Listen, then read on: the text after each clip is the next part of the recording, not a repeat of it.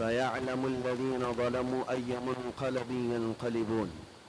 وقال الله تعالى وما الله بغافل عما يعمل الظالمون. صدق الله مولانا العظيم. بارگاہ رسالت معاب صلی اللهم صل على سيدنا محمد معدن الجود والكرم وآله وأصحابه الكرام وابنه الكريم وبارك وسلم صلاة دائمة سرمدا أبدا. عزیزان گرامی وقار، محرم الحرام اسلامی سال کا پہلا مہینہ، اور آپ تمامی حضرات جانتے ہیں اس سال کی ابتدا ہو کہ ہر سال اسلامی مہینے کی ابتدا ہوتے ہی محرم الحرام کے خاندان نبوت کے شہزادگان کی قربانیوں کو یاد دلایا جاتا ہے، اہل بیت اطہار کے نونہالوں کی قربانیاں یاد دلائی جاتی ہیں، اور جب سال ختم ہونے کو آتا ہے ذی الحجہ کا مہینہ، اس وقت بھی دو نبیوں کا ثبات و استقامت اور اسماعیل علیہ السلام کی قربانی یاد دلائی جاتی ہے۔ ہمارے سال کی ابتدا بھی قربانی سے ہے اور اس کی انتہا ختم بھی قربانی پر ہے۔ ایک خاص وجہ یہ ہے کہ اسلام کے اندر قربانیاں ہیں۔ یہ شہادت گہے الفت میں ہے قدم رکھنا، لوگ آسان سمجھتے ہیں مسلمان ہونا۔ ہمیشہ سے ایک بات یاد رکھیں، بڑے اکابرین اسلاف اولیاء کرام سمجھتے ہیں مسلمان ہونا۔ ہمیشہ سے ایک بات یاد رکھیں، دین اسلام ہم تک جو پہنچا ہے اس میں بڑے بڑے اکابرین اسلاف اولیاء کاملین کی بڑی قربانیاں ہیں۔ اس دین کو ہمارے گھروں تک پہنچانے کے لیے ہمارے اکابرین نے کوڑے بھی کھائے ہیں، پھانسیوں پر بھی لٹک گئے اور سالوں تک جیلوں میں قید بھی رہے۔ سب ہو جانے کے باوجود انہوں نے دین اسلام پر کوئی آنچ آنے نہیں دی۔ ہم تو کربلا کی داستان سناتے سناتے تھک جاتے ہیں، ختم ہو جاتی ہے، اور اس کے بعد جو قربانیاں ہیں دین اسلام میں وہ اور بھی ہیں۔ مولا امام حسین امام علی مقام سید الشہداء رضی اللہ تعالیٰ عنہ کی شہادت یقیناً پوری دنیا میں جو بھی سنے، چاہے وہ مسلمان ہو کہ غیر مسلمان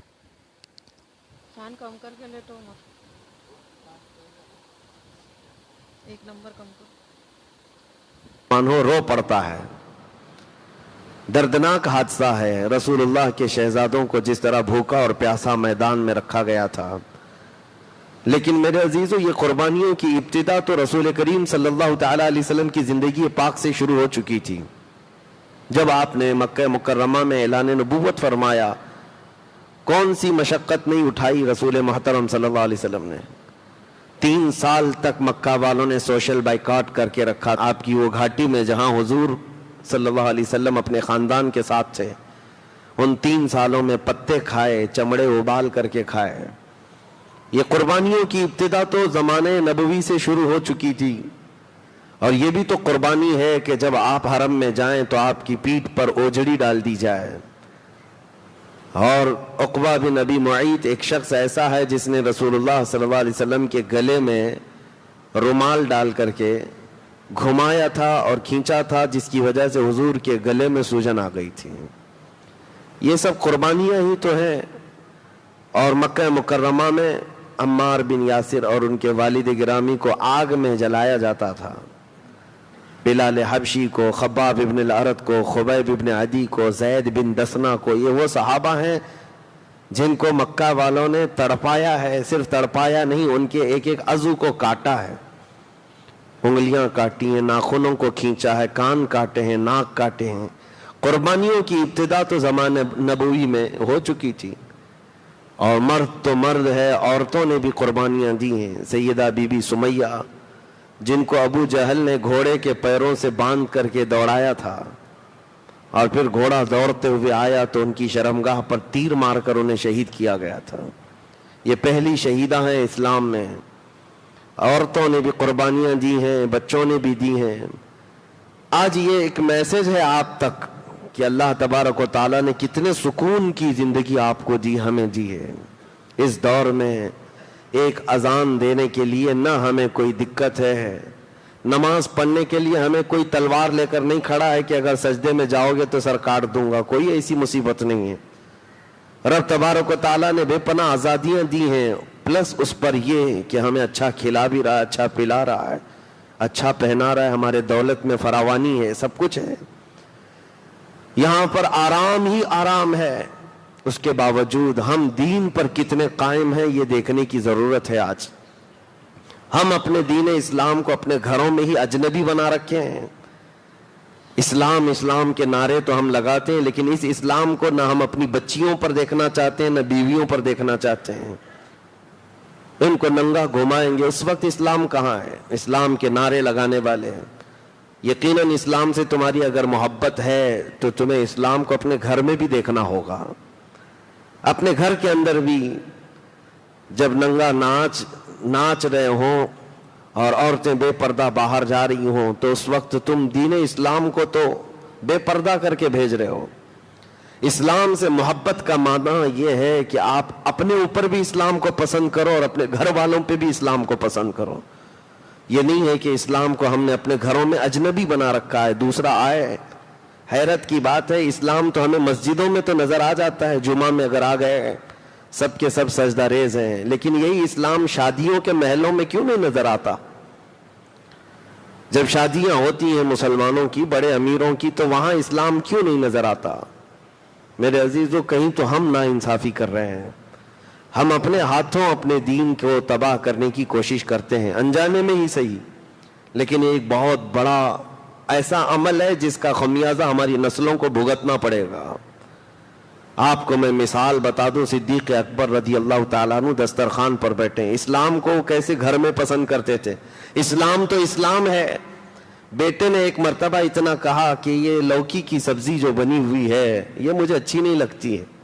صدیق اکبر رضی اللہ تعالیٰ عنہ نے تلوار نکال لی اور کہا اٹھ جا میرے دسترخوان سے، دسترخوان سے اٹھ جا۔